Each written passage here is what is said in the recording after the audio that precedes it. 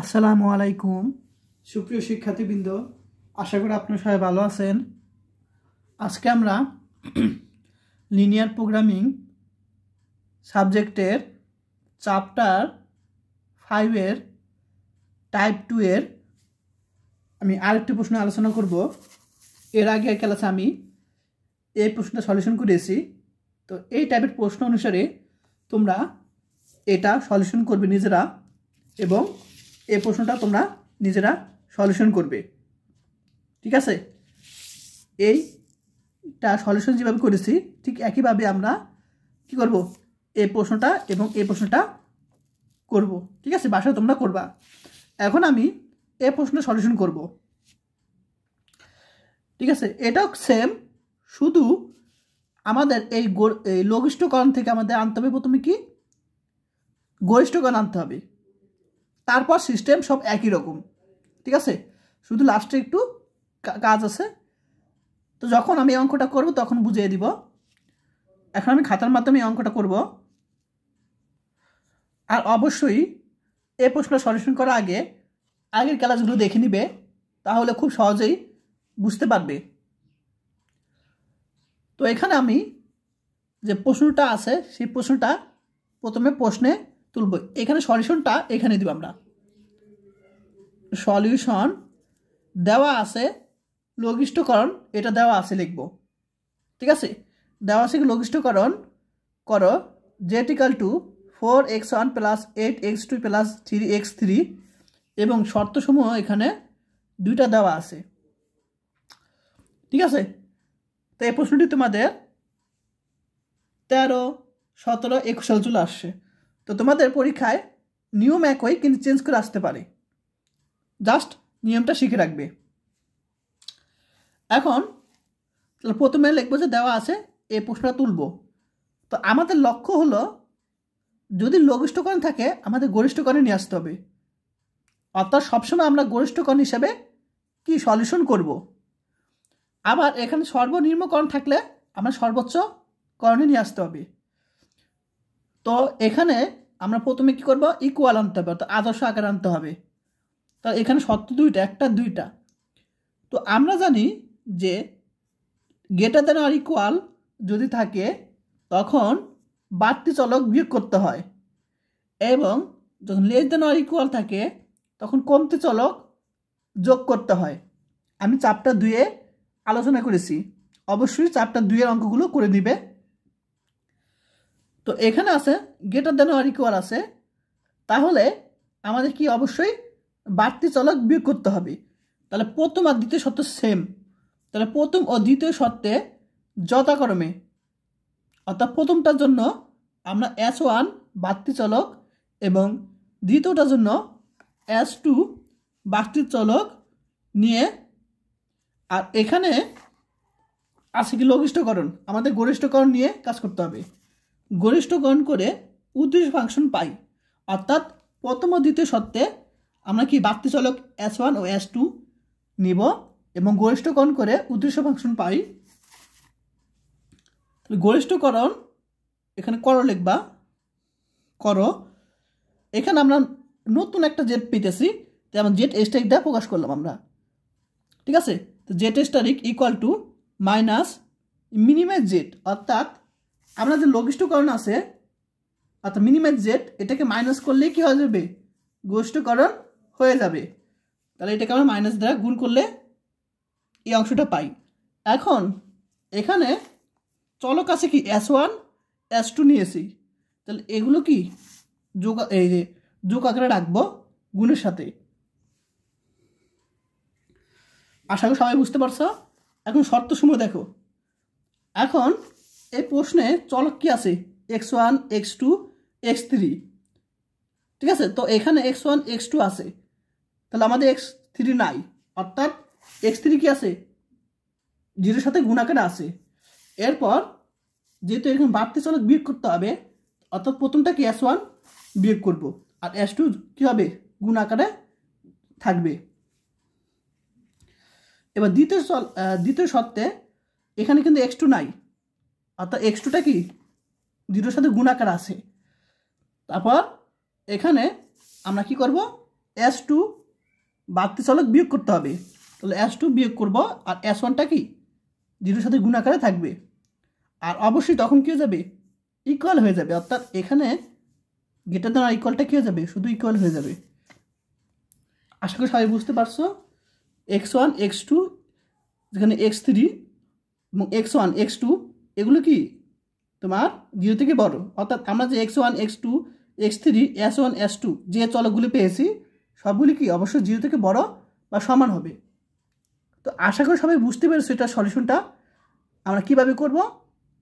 লঘিষ্ঠকরণ বা সর্বনিম্নকরণ থাকলে আমাদের কী আনতে হবে, তোমার গরিষ্ঠকরণ বা সর্বোচ্চকরণ নিয়ে আসতে হবে, আর এভাবে তোমার নিয়ে আসতে হবে। আর বাড়তি চলক বা কমতি চলক সেটা যোগ বা বিয়োগ হবে কিনা সেটা ডিপেন্ড করে, এগুলোর উপর ডিপেন্ড করে। তাহলে এই টাইপের প্রশ্ন আসলে ইনশাল্লাহ তোমরা পারবে। তো এখন আমি কি করব, এরকম আসার পর আমি যে এর আগের যে ক্লাসটা নিয়েছি ঠিক একইভাবে সেম আমরা একটা বক্স করব অন্য একটা পেজে, নতুন পেজে। ঠিক আছে, পরীক্ষার সময় নতুন পেজে করবা। তাহলে এখানে আমি বক্সটা অঙ্কন করি জাস্ট বোঝানোর জন্য। তাহলে এরকম একটা প্রথম দাগ দিবা, এরকম একটু দাগ দিবা। আচ্ছা, এখন আমরা এখানে এমন দাগ দিব। আচ্ছা, এখন এই মাঝ বরাবর দাগ দিব একটা, তারপর সি জে লিখব, সি জে। এখন সি জের মানগুলো হলো তোমার এখানে যে মানগুলো পেয়েছি গরিষ্ঠকরণের, অর্থাৎ এই যে চলকের ছকগুলো এগুলো নিব, -4 -8 এগুলো আমরা নিব। -4 -8 -3 0 0, জাস্ট এইগুলোর কি চলকগুলো ছকগুলো বসিয়ে দিলাম।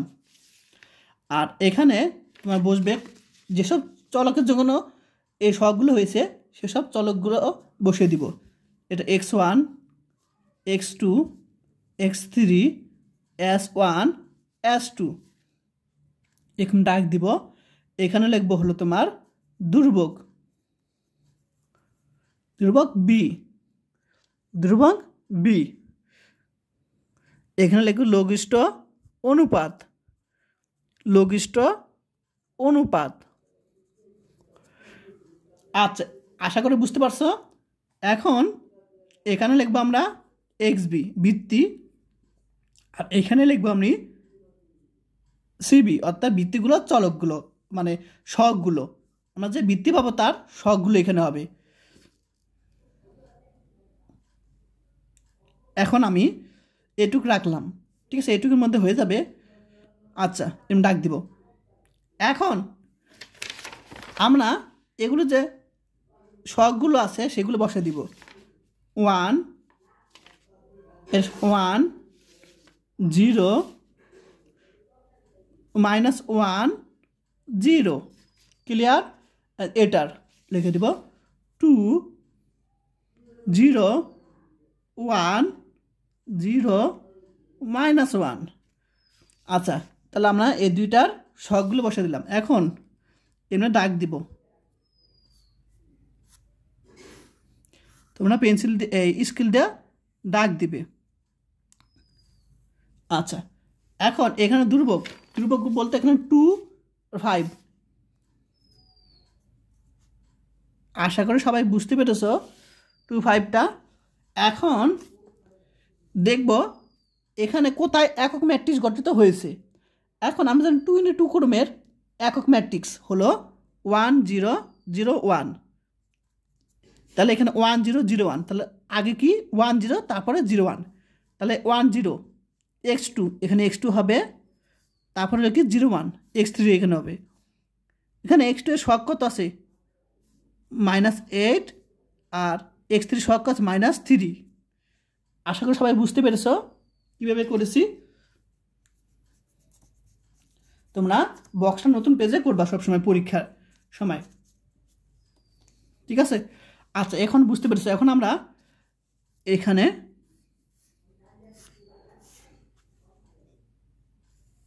দাগ দিব। এখন আমরা বের করব Z J minus C J বের করব। এখন Z J minus C J বের করার নিয়ম হলো এটার সাথে এটা গুণ করব। কত? এটার সাথে গুণ করলে আমরা কী পাবো একটা বুঝিয়ে দিই।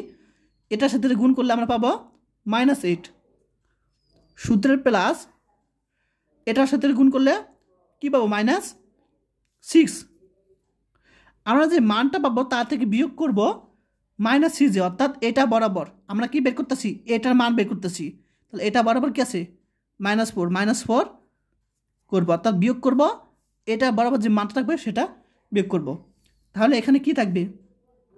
-8 -6 কত? -14 আর -1 প্লাস অর্থাৎ -14 থেকে 4 বাদ দিলে -10 থাকে। তাহলে এখানে -10।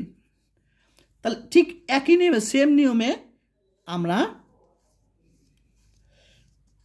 আরেকটা বুঝিয়ে দিই। আরেকটা কি? এটার সাথে গুণ করব, কি হবে? -8 সূত্রের প্লাস 0 সাথে -3 গুণ করলে 0। আমরা যে মানটা পাবো তা থেকে বিয়োগ করব, আমরা এটা মান বের করবো অর্থাৎ -8 বিয়োগ করব। এখন এখানে -8 আর এখানে -8 তাহলে কী পাবো? 0। তাহলে এখানে 0 হবে। ক্লিয়ার? তাহলে এই সিস্টেমে আমরা বাকিগুলো করব।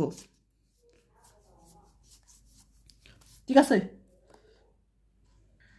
তাহলে বাকিগুলো এখানে এই সিস্টেমে করে আমরা পাবো এখানে 0 8 3 পাবো। তোমরা নিজেরা করবা। আর পরীক্ষার সময় যে কোশ্চেনটাই আসবে তা না, পরীক্ষা চেঞ্জ করে আসতে পারে। তো জাস্ট নিয়মটা শিখে রাখবা। ঠিক আছে? আমি জাস্ট নিয়মটা তোমাদের শিখাইতেছি। ঠিক একইভাবে একই রকমভাবে এরকম করে আমরা কী পাবো? যেহেতু এখানে আমরা জেড স্ট্রাইকটা কাজ করতেছি, স্ট্রাইক দেবো আমরা, স্ট্রাইক নিয়ে কাজ করতেছি অর্থাৎ গরিষ্ঠ কোণ করে করতেছি আমরা। তো জেড স্ট্রাইক হবে একইভাবে এটার সাথে গুণ করব প্লাস এটার সাথে গুণ করব। যে মানটা পাবো সেটা হলে তোমরা করবা, দেখবা -31 চলে আসে। ঠিক আছে? তাহলে আমাদের প্রথম বক্সটা আর একটু বাকি আছে এখানে। এখন আমাদের লক্ষ্য হলো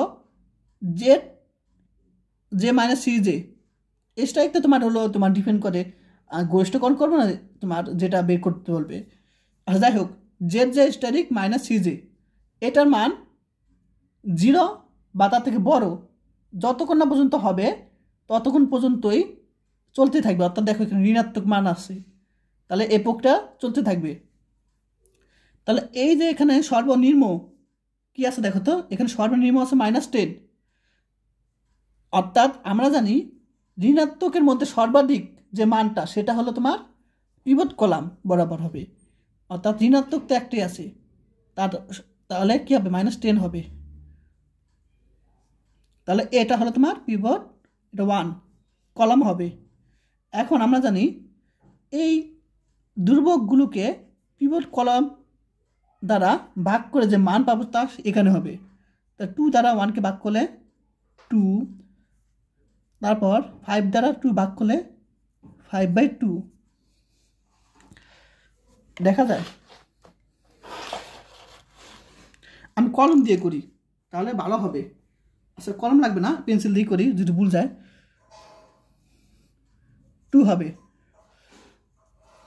আচ্ছা, এখন মনে দেখা যাচ্ছে।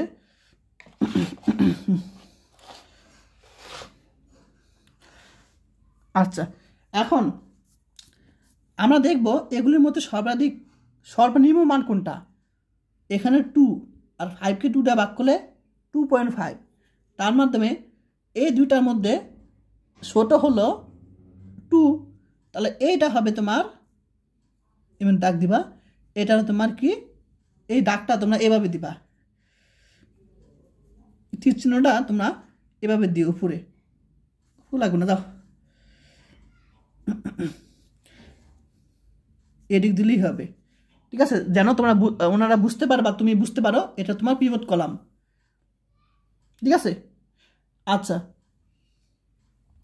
এখন এই যে পিভট সারি এটা, তাহলে পিভট সারি কীভাবে নির্ণয় করে?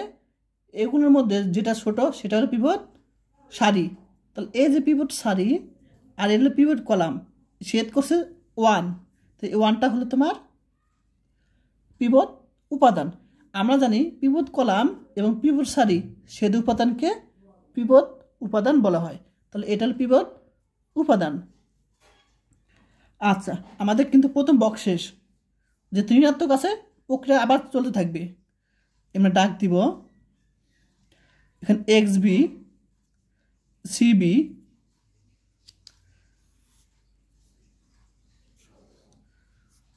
আচ্ছা এক্স বি সিবি তো লাগবে না, উপরে তো আসি। তাহলে আমাদের এখানে এক্স বি সিবি লাগবে না, ঠিক আছে।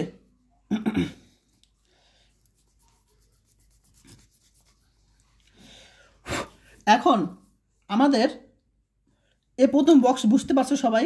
দ্বিতীয় বক্সের কাজ আমাদের এখানে কি আছে, পিভট উপাদান 1 আছে। তাহলে এই জিনিসটা এদিক যাবে, অর্থাৎ x1টা x2 জায়গা যাবে। সাপোজ মনে করো পিভট উপাদান 2 আছে, তাহলে আমরা x1টা এদিক চলে যাবে। এখানে হবে তোমার এখানে কি একটু ভুল করছে কি না, হ্যাঁ এটা x3 হবে। তো নিয়মটা বুঝতে পারছো সবাই। তাহলে এখানে কি 1টা হলো পিভট উপাদান, তাহলে এই x1টা এদিক যাবে, তাহলে x2 জায়গা হয়ে যাবে x1,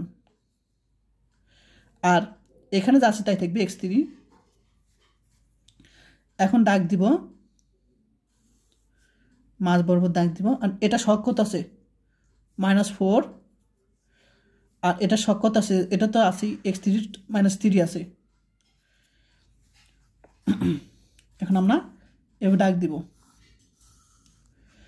আচ্ছা, এখন আমরা জানি যে এখানে পিভট উপাদান এই পিভট সারিকে আমরা এইটা পরবর্তীতে সারি বের করবো। কিন্তু আমরা জানি এই পিভট সারিকে পিভট কলামের পিভট সারিকে পিভট উপাদান দ্বারা ভাগ করলে আমরা এই সারিটা পাবো, পিভট সারির পরিবর্তিত সারি পাবো।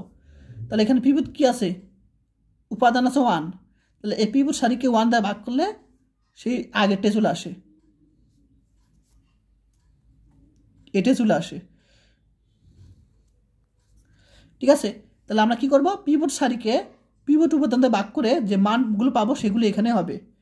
এখন আমাদের এগুলোর পরিবর্তিত কি করব, মান দরকার, অর্থাৎ সারি দরকার।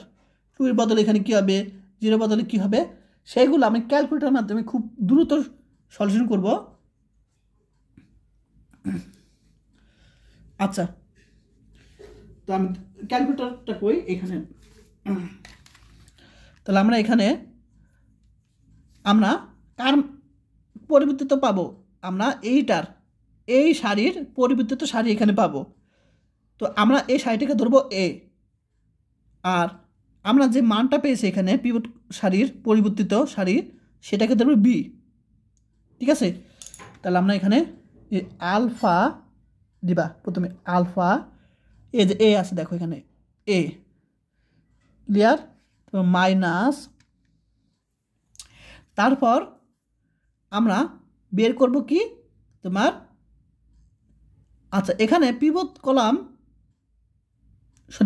পিভট কলাম বরাবর আমরা কি করব, পিভট সারির, মনে করো এটা পিভট কলাম কত, এখানে আমরা এটা কিন্তু পিভট কলাম, তাই না। আর আমরা এই সারিটার কি করব, পরিবর্তিত সারি বের করব। তাহলে আমরা এই সারি বরাবর আমার পিভট কলামটা এখানে গুণ করব, যেমন 2 আছে ইনটু, সাপোজ আমি তোমাদের একটু দেখাই ডিফারেন্ট। সাপোজ মনে করো এখানে কি আছে, মনে করো এটা তোমার পিভট উপাদান, মনে করো এটা তোমার পিভট উপাদান। তাহলে এই পিভট উপাদানের আমরা সারি কি এটা বের করব পরিবর্তিত। তাহলে এই পিভট কলামের বরাবর যে মানটা হবে পিভট কলামের, এটাকে তখন আমরা কি ধরবো, এখানে 0 ধরতাম। আবার বলি, সাপোজ মনে করো এখানে পিভট উপাদান পেয়েছি, এটা মনে করো 1 পিভট উপাদান পেয়েছি, এটা মনে করো। তাহলে এই বরাবর আমরা কি ধরতাম, এখানে 0 ধরতাম তখন কিন্তু, ঠিক আছে, কারণ আমরা এই সারিটার পরিবর্তিত সারি বের করব। ঠিক একইভাবে এটা কি আমরা 1 পিভট উপাদান ধরছি, তাহলে এটা বরাবর আমরা এখানে নিচেরটা ধরবো, মানে যে সারিটার পরিবর্তিত সারি বের করব সেই বরাবর নিচে এই পিভট উপাদান বরাবর নিচে কি ওই সারির বরাবর আমরা ওইটাকে আমরা এখানে লিখব। এখন আমরা বি লিখব। বি কোনটা? এই যে এ মানটা। তাহলে আলফা বি।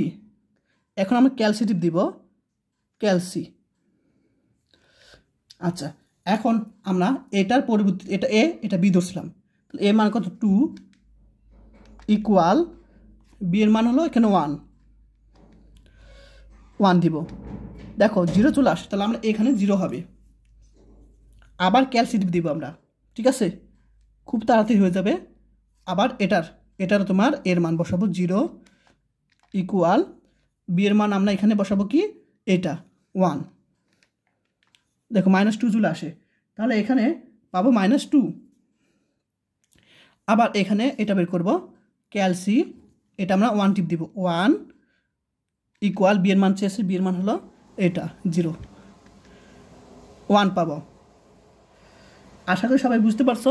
আবার এটা ক্যালসি, এর মান হলো যেটা 0। আচ্ছা, বি এর মান হলো -1 কত? 2 চলে আসে এখানে 2। আবার এটা মান বের করবো, তো ক্যালসি -1, এর মান -1 বসাবো ইকুয়াল বি এর মান হলো 0, -1 চলে আসে, তাহলে এখানে -1। আবার এটা পরিবর্তিত এখানে বের করব, ক্যালসি এর মান হলো 5 ইকুয়াল বি এর মান হলো 2, তাহলে পাবো এখানে 1 পাবো। আশা করি সবাই বুঝতে পারছো। খুব তাড়াতাড়ি করতে পারলাম, এখন সঠিকভাবে করলাম। এখন আমরা বের করব জে মাইনাস সিজে। তাহলে জে মাইনাস সিজে বের করার এখানে স্টারিক যেটা আছে, স্টারিক দেবে এখানে, জেড স্টারিক যে। এখন আমরা তো জানি নিয়ম, এটার সাথে গুণ করব প্লাস এটার সাথে গুণ করব, যে মানটা পাবো তা থেকে আমরা বিয়োগ করব এটা। তাহলে আমরা এরকম করে পাবো কি, তুমি বের করবো নিজেরা 0। আবার সেম এটার সাথে গুণ করব প্লাস এটার সাথে আমরা গুণ করব, যে মানটা পাবো সে মান থেকে আমরা বিয়োগ করব, এটা বিয়োগ করব। তারপর দেখবে এরকম চলে আসে, 10 চলে আসে, এরকম চলে আসবে। তোমরা নিজেরা করবা, জাস্ট রুলগুলো মনে রাখবা, রুলস মনে রাখলেই হবে। ঠিক, এটা 1। ঠিক একইভাবে এটাও পাবো কি আমরা এখানে, তোমার জেড স্টারিক এটার সাথে গুণ করব প্লাস এটার সাথে গুণ করব, যে মানটা পাবো সেটা হলো তোমার -11। ক্লিয়ার? এখন দেখো এখনও কিন্তু মাইনাস আছে, তাহলে আবার পরবর্তী স্টেপে যেতে হবে সেমভাবে, ঠিক আছে। যতক্ষণ না পর্যন্ত এগুলোর মান 0 অথবা 0 থেকে বড় আসে ততক্ষণ পর্যন্ত চলতেই থাকবে, ঋণাত্মক আসলে কিন্তু চলতেই থাকবে। আবার এখানে দিব। এখন আমরা তার আগে এখানে যে মানগুলো বের করতে হবে, লঘিষ্ঠ অনুপাত, তার আগে আমরা চিহ্নিত করতে হবে যে এখানে ঋণাত্মক মধ্যে সবচেয়ে বড় কোনটা। এখানে তো ঋণাত্মক একটি আছে, অর্থাৎ -2 হবে কি তোমার পিভট কলাম। তো আমরা জানি যে এই ধ্রুবকগুলোকে পিভট কলাম দ্বারা ভাগ করলে যে মান পাবো সেটা এখানে হবে। এখন দেখো 2 দ্বারা -1 ভাগ করলে একটা ঋণাত্মক মান চলে আসে। এখন একটা বিষয় মনে রাখবা, এখানে যদি মনে করো এখানে 0 আসে, তাহলে 2/0 তখন কি অসংখ্যিত হয়ে যাবে, তখন কিন্তু আমরা এখানে এরকম দাগ দিব। আবার 2/-1 তাহলে একটা ঋণাত্মক মান চলে আসে, যদি ঋণাত্মক মান চলে আসে তখনও আমরা এরকম দাগ দিব। তাহলে যদি অসংখ্যিত হয় অথবা ঋণাত্মক হয় তখন আমরা এরকম দাগ দিব। আচ্ছা গেস, এটা কাজ শেষ। আবার 1 দ্বারা 2 ভাগ করলে, 2 দ্বারা 1 ভাগ করলে অর্থাৎ 1/2 পাবো, অর্থাৎ এই জিনিসটা আগে উপরে থাকবে, নিচে থাকবে এটা, ঠিক আছে। আচ্ছা, তাহলে আমরা এখানে 1/2 পাবো। তাহলে এই জিনিসটা তোমার কি হবে, এরকম দিবা সামনে। এই জিনিসটা তোমার হলো পিভট সারি। কারণ আমরা জানি এগুলোর মধ্যে সবচেয়ে ছোট যে মান সেটা হলো পিভট সারি হবে, কিন্তু এখানে আসি তো একটা 1/2, তাহলে এটা হলো পিভট সারি। তাহলে এই পিভট সারি বরাবর দেখো এটা পিভট সারি আর এটা পিভট কলাম, তাহলে পিভট সারি এই পিভট কলাম এখানে ছেদ উপাদান কি 2, তাহলে 2 হলো তোমার পিভট উপাদান। তাহলে এই পিভট কলাম আর পিভট সারি ছেদ উপাদান হলো 2, এই 2 হলো পিভট উপাদান। আচ্ছা, এখন আমাদের কাজ হলো এই যে এখানে পিভট উপাদান এটা আছে, তাহলে এটার যে মান এটা কি আছে S1, সেই S1টা এদিকে বরাবর যাবে, যার পরে এদিক দেওয়া যাবে লাইন করে, x3 বদলে চলে আসবে কি S1, তাহলে এই S1টা এভাবে গিয়ে এভাবে চলে আসবে, অর্থাৎ এখানে S1 চলে আসবে। তাহলে আমরা এখানে S1 দিব, আর এখানে x1 তো যা আছে তাই। ক্লিয়ার? আর এটার x1 এর শক কত আছে -4, আর S1 এর শক কত আছে 0। তাহলে আমরা এখন ডাক দিব এরকম। তোমরা চাইলে ছোট স্কেল নেবে, একটা ছোট স্কেলটা ডাক দিবে সুন্দর করে।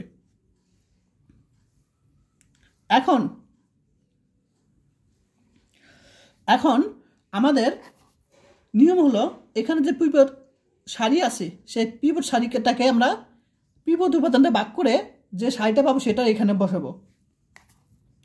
ঠিক আছে, এটা পরিবর্তিত সারি এখানে বসাবো। তো এখানে পিভট সারি কি আছে এটা, তাহলে এটাকে আমরা পিভট উপাদান 2 দ্বারা ভাগ করলে কি হবে 0, 2 দ্বারা ভাগ করলে -1, 2 দ্বারা ভাগ করলে 1/2, 2 দ্বারা ভাগ করলে 1, 2 দ্বারা ভাগ করলে -1/2, 2 দ্বারা ভাগ করলে 1/2 পাবো। আশা করি সবাই বুঝতে পেরেছ এটা।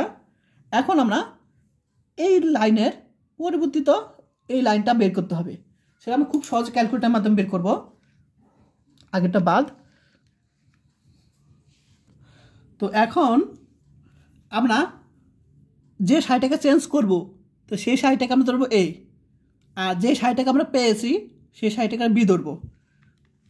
তাহলে আমরা এখানে কি দিব আলফা টিপ দিব, এখানে A আছে দেখো এই যে A, এটা দিলে A চলে আসবে A মাইনাস।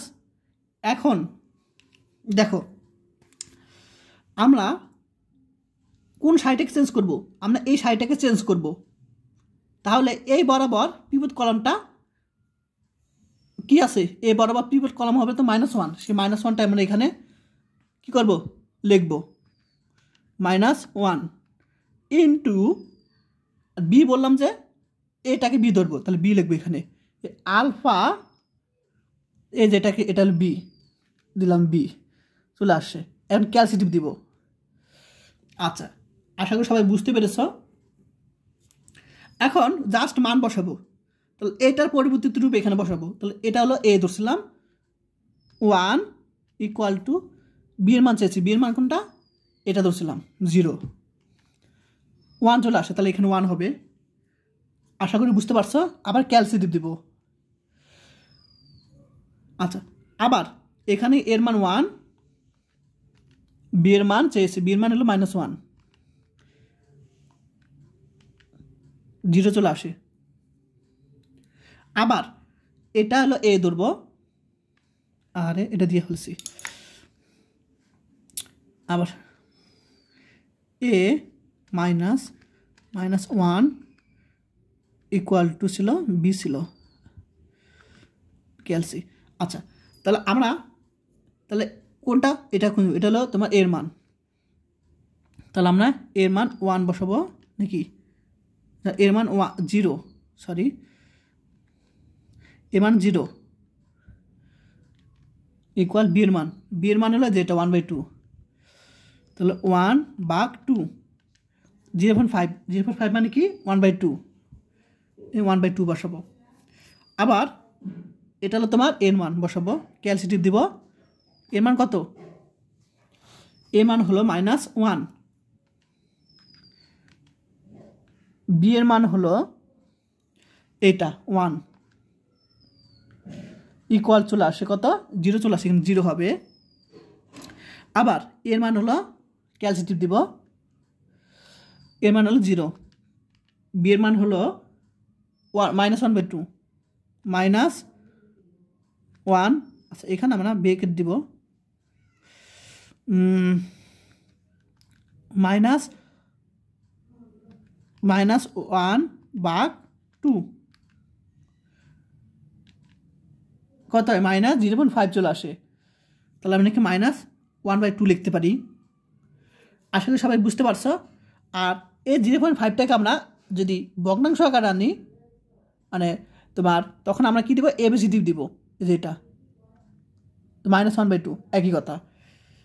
এখন আমরা এটা চেঞ্জ করব, তাহলে এখানে এর মান হলো, এখানে আমরা ক্যালসিটিভ দিব, এ মান হলো 2 ইকুয়াল বি এর মান হলো শুধু 1/2, 2.5। এখন আমরা জানি না 2.5 কত, তাহলে আমরা দিব এবিসিডি দিব, এই যে এটা দেখো। এখন এবিসিডি দিলে এরকম চলে আসে, তাহলে এটাকে আমরা প্রকৃত আকারে নিয়ে আসবো। তো প্রকৃত আকারে আনার নিয়ম হলো, এই যে বাইরে যে 2 আছে সে 2টা হবে নিচে 2, এখানে যে 2 হবে প্রথম 2, প্রথম 2 হলো এখানে 2, আর মাঝখানে যে অংশটা আছে মান সেটা উপরে 1। এখন আমরা কী জানি নিয়ম, এটার সাথে গুণ করতে হয় প্লাস উপরেরটা, তা 2 × 4 + 1 5, 5/2 হবে। এখন তোমরা যদি মনে মনে বা মুখস্থ করো তখন কী হবে দেখো, 2 × 4 প্লাস এই উপরটা যোগ কত 5, তো 5/2, কারণ এটা নিচে থাকে, নিচেরটা এই 2টা নিচে থাকে, 2 × 4 4 1 যোগ কত 5, তাহলে 5/2, তাহলে এখানে কী হবে 5/2 হবে। আশা করি সবাই বুঝতে পারছো। এখন আমরা যে মানে সিজে বের করবো, স্টারিক মাইনাস সিজে। এখন যে মানে সিজে মেন নিয়ম তো জানোই, এটার সাথে গুণ করব প্লাস এটার সাথে গুণ করব, যে মানটা পাবো তার থেকে বিয়োগ করব, এটা বরাবর কি আছে -4 এরকম, তাহলে আমরা কত পাবো, তোমরা নিজেরা করবা 0 পাবো।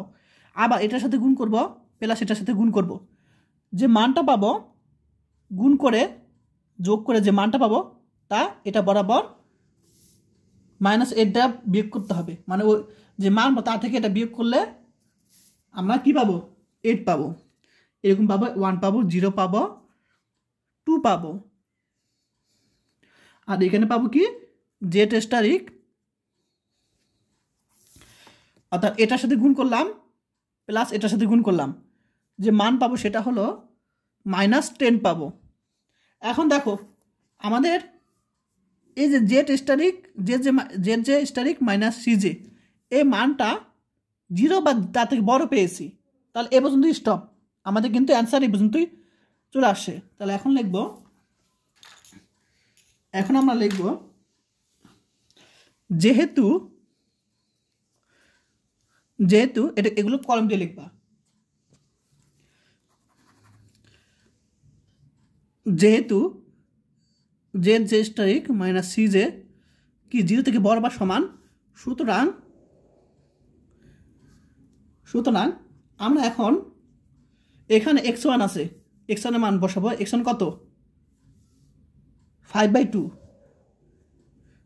তাহলে এখানে x2 x3 নাই, আছে নাই, তাহলে আমরা x2 এর মান কী হবে, এটা 5, x2 এর মান হবে 0, x3 এর মান হবে 0। আশা করি বুঝতে পারছো। যেহেতু এখানে x2 x3 নাই এইটুকে, তাহলে x2 x3 মান 0 হবে। আর এখানে যেহেতু এখানে আসে x1 শুধু, তাহলে এটা তোমার মৌলিক চলক, আর নাই কি x2 x3 মান এখানে নাই, তাহলে x2 x3 হলো তোমার অমৌলিক চলক অথবা অবুনিয়াদি মানে অমৌলিক চলক। এখন আমাদের বের করতে বলছিল লঘিষ্ঠকরণ জেড বের করতে বলছিল, ঠিক আছে, অর্থাৎ জেড মিনিমাইজ লিখব জেড মিনিমাইজ। এখন আমরা বের করছি কিন্তু গরিষ্ঠকরণ বের করছি আমরা, দেখা যায় আমরা কিন্তু গরিষ্ঠকরণে বের করছি, যেটা জেড স্টার দিয়ে কাজ করছি, ঠিক আছে। আমরা গরিষ্ঠকরণ বের করছি, লাগবে লঘিষ্ঠকরণ লাগবে। তাহলে আমরা এখানে লিখব যে ম্যাক্সিমাম জেড স্টারিক, অর্থাৎ আমরা যে মানটা পেয়েছি কি, আমরা এটা কিন্তু গরিষ্ঠকরণের মান পেয়েছি, সেটাকে মাইনাস দিয়ে গুণ করলে আগেরটা চলে আসবে। তো মাইনাস, এখানে পেয়েছি -10, তাহলে 10, তো জেড মিনিমাইজ হলো 10 বা মিনিমাইজ জেড, যেটা বলো না কেন। আশা করি সবাই বুঝতে পারছো এটা অ্যান্সারটা। তাহলে আমাদের লাগবে কি লঘিষ্ঠকরণ লাগবে, মিনিমাইজ জেড বা জেড মিনিমাইজ একই কথা। তাহলে আমরা যে মানটা পেয়েছি গরিষ্ঠকরণের, সেই মানটাকে আমরা মাইনাস দিয়ে গুণ করলেই চলে আসবে। আশা করি সবাই বুঝতে পারছো। এখন যারা এখন আমার ইউটিউব চ্যানেলটি সাবস্ক্রাইব করো নাই, এখনই করে দাও নতুন নতুন ক্লাস পাওয়ার জন্য। আর যারা আমার কোর্সগুলো করতে চাও, তারা এই হোয়াটসঅ্যাপ নাম্বারে মেসেজ দিবে এবং কোর্স ফি 360 টাকা।